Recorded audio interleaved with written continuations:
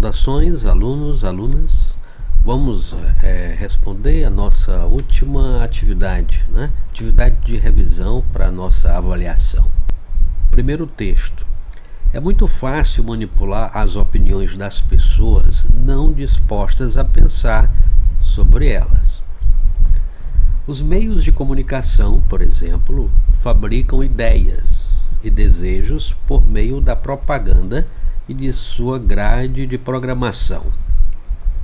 A indústria cultural, expressão que designa a produção da cultura segundo os padrões e os interesses do capitalismo, esforça-se em definir o que todos querem ler, os filmes que preferem, as músicas da moda. As respostas já vêm prontas, como nos livros de autoajuda.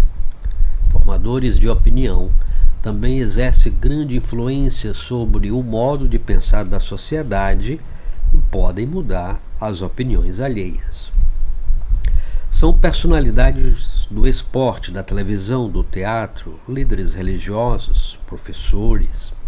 A filosofia, diferentemente, é uma prática de elaboração própria de ideias. Ela também parte da opinião, mas a recusa como verdade e vai além dela. Busca uma reflexão mais sólida e fundamentada, por meio da qual o ser humano se realize em sua capacidade racional. As ideias elaboradas dessa forma podem ser defendidas com argumentos consistentes. Então nós temos aqui um texto, tirado do nosso livro, Filosofia, Experiência do Pensamento. E logo eu vou aqui, sobre o texto, é correto afirmar. Então eu estou fazendo 1, 2, 3, 4, 5 afirmações. E você vai dizer qual a afirmação que eu estou fazendo aqui nos itens. Qual é a correta, né? Tá bom? Bem, o primeiro item diz assim: o texto fala da neutralidade dos meios de comunicação. Não existe nenhuma intenção dos meios de comunicação.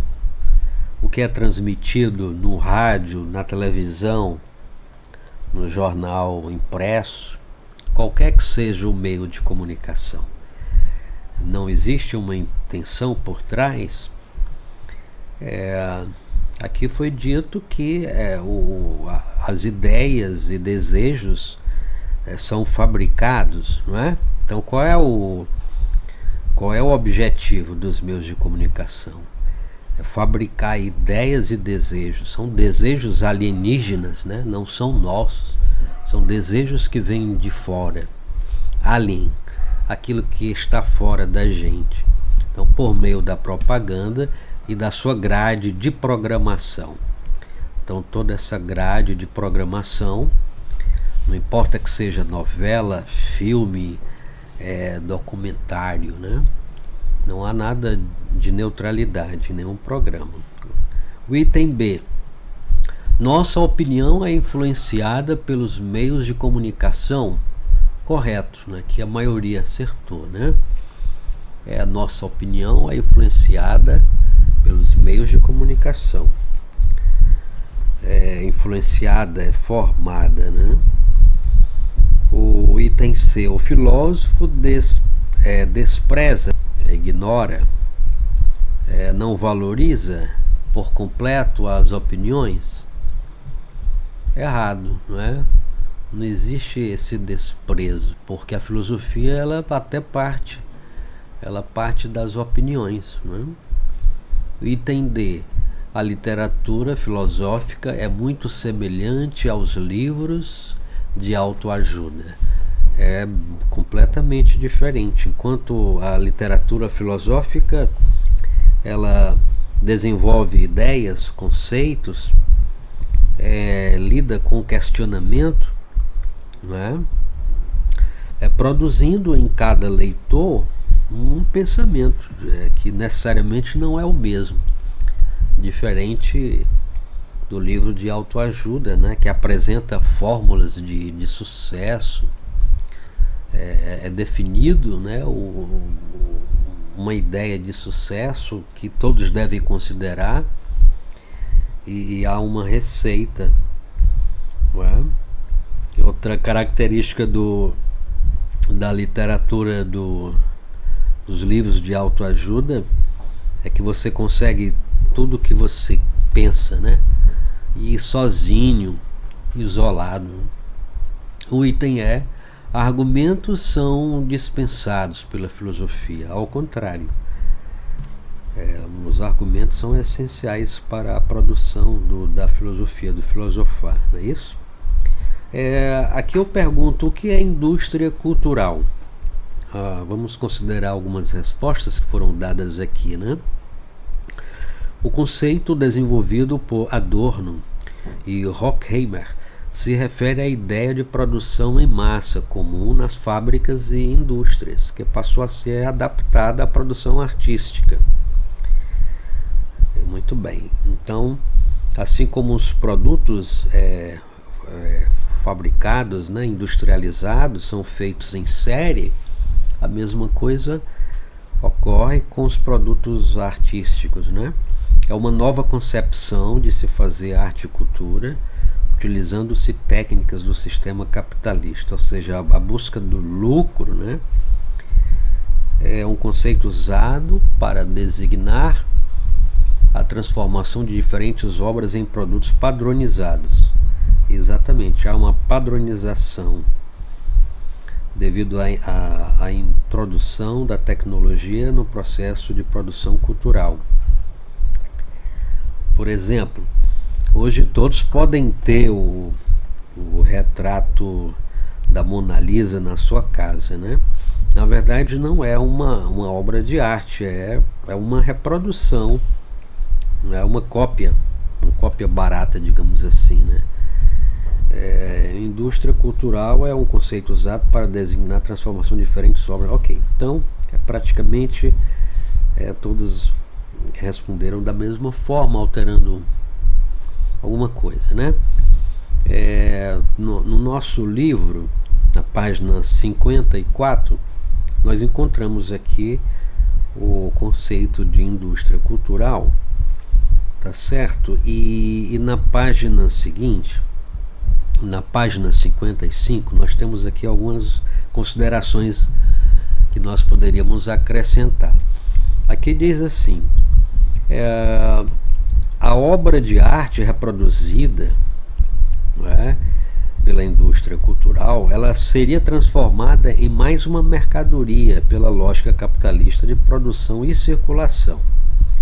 E tornando-se uma mercadoria, ela deixa de ser obra de arte para tornar-se uma coisa, como eu falei há pouco tempo, de uma obra famosa, por exemplo, o retrato da Mona Lisa, né?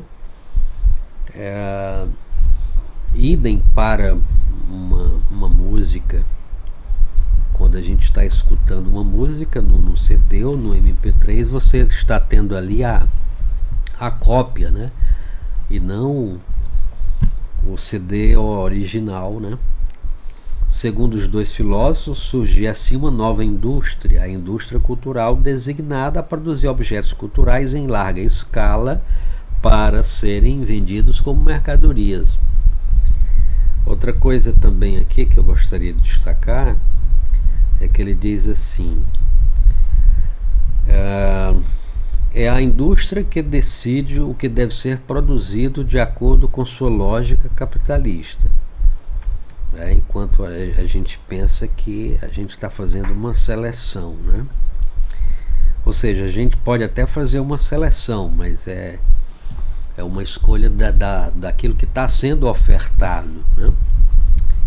Ouvimos as músicas que o mercado nos oferece, assistimos aos filmes que a indústria nos oferece, pensamos que escolhemos aquilo de que gostamos, mas estamos apenas escolhendo a partir das opções que a indústria cultural nos dá. e as coisas se tornam muito parecidas umas com as outras, porque também é característica da indústria cultural repetir em seus produtos uma fórmula que já se sabe que dá certo. Diante da falta de opção e da falsa variabilidade dos produtos, nós perdemos nossa capacidade crítica, nos habituamos e continuamos consumindo os produtos superficiais de baixa qualidade que nos são oferecidos. Aqui na terceira questão eu pergunto: quem são os formadores de opinião? Voltando para o nosso livro, na página 19, nós encontramos o seguinte: formadores de opinião também exercem grande influência sobre o modo de pensar da sociedade e podem mudar as opiniões alheias. São personalidades do esporte, da televisão, do teatro, líderes religiosos, professores. A filosofia, diferentemente, é uma prática de elaboração própria de ideias. Ela também parte da opinião, mas a recusa como verdade e vai além dela. Busca uma reflexão mais sólida e fundamentada, por meio da qual o ser humano se realiza em sua capacidade racional. Ou seja, o filósofo ele parte da opinião em busca do conhecimento, né? Para que essa reflexão? Para que desenvolver a capacidade racional? Para produzir o conhecimento, né? As ideias elaboradas dessa forma podem ser defendidas com os argumentos consistentes. Para terminar, ele diz assim: não é difícil concluir que as pessoas que pensam por si mesmas, que não se acomodam às ideias prontas e não aceitem viver no piloto automático, têm melhores condições de se tornar cidadãos mais atuantes, exercendo seus deveres e exigindo seus direitos na sociedade. Ok, então a resposta à pergunta feita, essa partezinha aqui, por exemplo, já iria satisfazer, né? São personalidades do esporte, da televisão, do teatro, líderes religiosos, professores, ou seja, essas pessoas, elas fazem uso, né, da sua influência, do seu carisma, do seu humor, enfim, de muitas habilidades, né, para formar a opinião.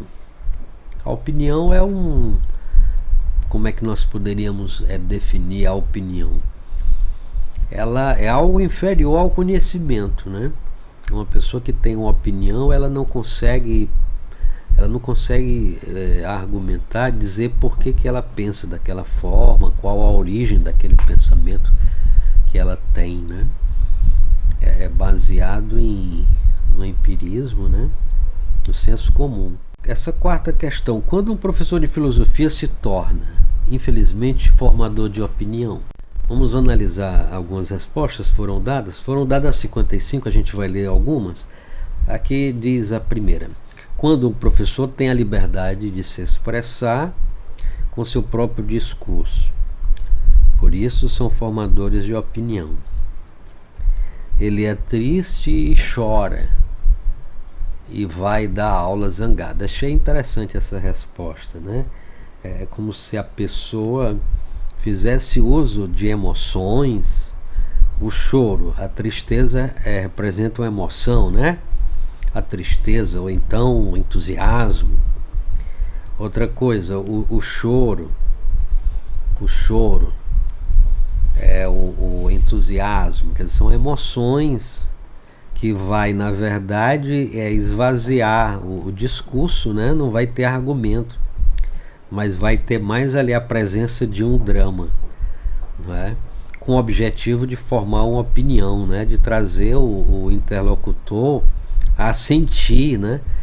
O que se sente, né? Uma zanga, como foi colocado aqui por essa pessoa que respondeu, né? Uma raiva, né? Muito bem. Surge um questionamento de significativa parcela de docentes sobre seu papel de formador de opinião.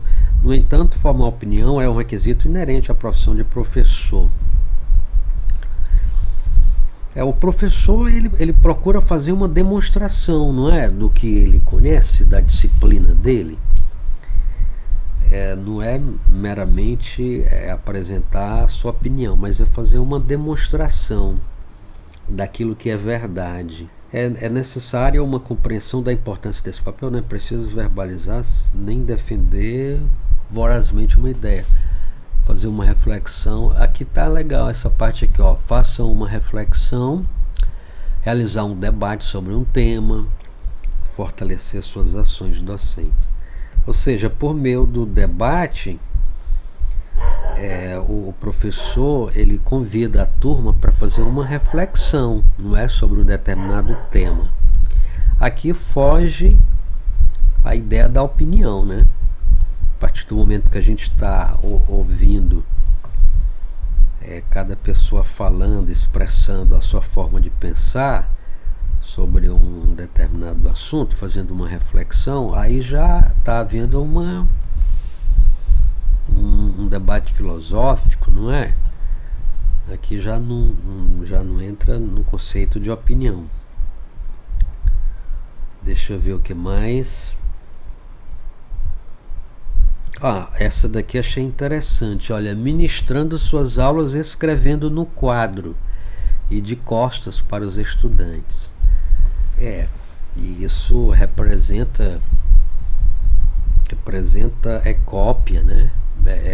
A pessoa meramente escrever na lousa sem comentar as notas de aula, né?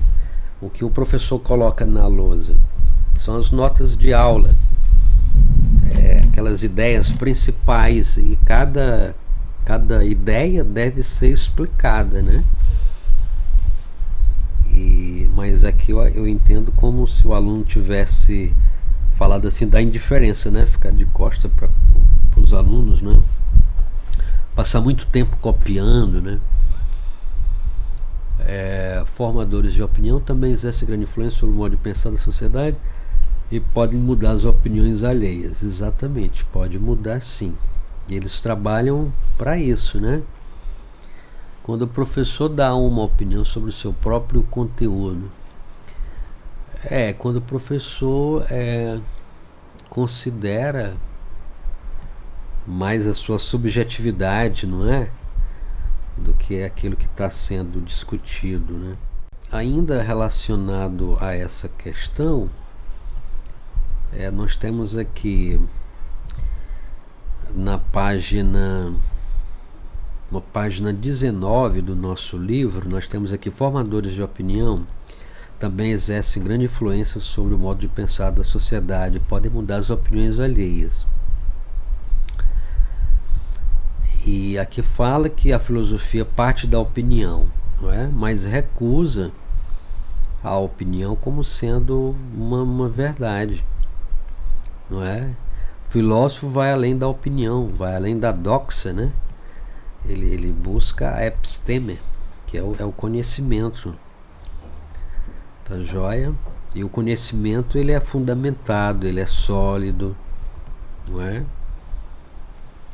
Ele é um reflexo da capacidade racional. Outra coisa importante da gente considerar nessa questão, olha, na página 42 do nosso livro, tem aqui: a ciência na antiguidade grega. Na antiguidade grega, os filósofos falavam em dois níveis de conhecimento: a doxa e a episteme. A doxa, em geral traduzida por opinião, baseava-se nas observações cotidianas e eram produzidas sem método, sem sistematização. Então não havia organização, não é isso? Na forma de expressar as opiniões. Diz respeito ao senso comum, tá joia? Então a opinião ela está ligada ao senso comum, aquilo que não é elaborado, não tem uma comprovação, uma argumentação, uma fundamentação. A episteme indicava um conhecimento racional, também com base na observação, mas construído de maneira sistemática e metódica. Em um sentido muito amplo, essa palavra grega é traduzida por ciência. Então a palavra episteme, né, ela pode ser traduzida pela palavra ciência. Quinta, qual a diferença entre opinião e conhecimento? Na parte que nós estávamos aqui, a diferença entre opinião e conhecimento, então, é que a opinião ela é um modo de pensar que não é sistematizado, não é organizado, tá certo? Ele está ligado ao senso comum, diferente do conhecimento que está sistematizado, que tem uma história, tem um processo, não é, de construção. É também bom lembrar que Platão ele dizia que o conhecimento é crença verdadeira e justificada, né? A opinião é ligada à subjetividade. Ela é baseada nas emoções, tem uma ligação com o senso comum, a opinião. Eu coloquei mais uma notinha aqui dizendo assim: a internet é ferramenta para adquirirmos informação. Então, informação, ela não é conhecimento, não é? O conhecimento, ele é um produto da informação. É um produto da informação, tá certo? Então, para efeito aqui de recapitulação, na quinta questão, a diferença entre opinião e conhecimento é que a opinião é baseada no senso comum. A pessoa ela vai formando a opinião pelo que chega até a ela, não é? Ela forma a opinião dela baseada na opinião de outros. Essas opiniões que chegam a ela podem chegar chegam pelos meios de comunicação, né? E sem uma explicação. Ok, pessoal, até a próxima então. Tudo de bom.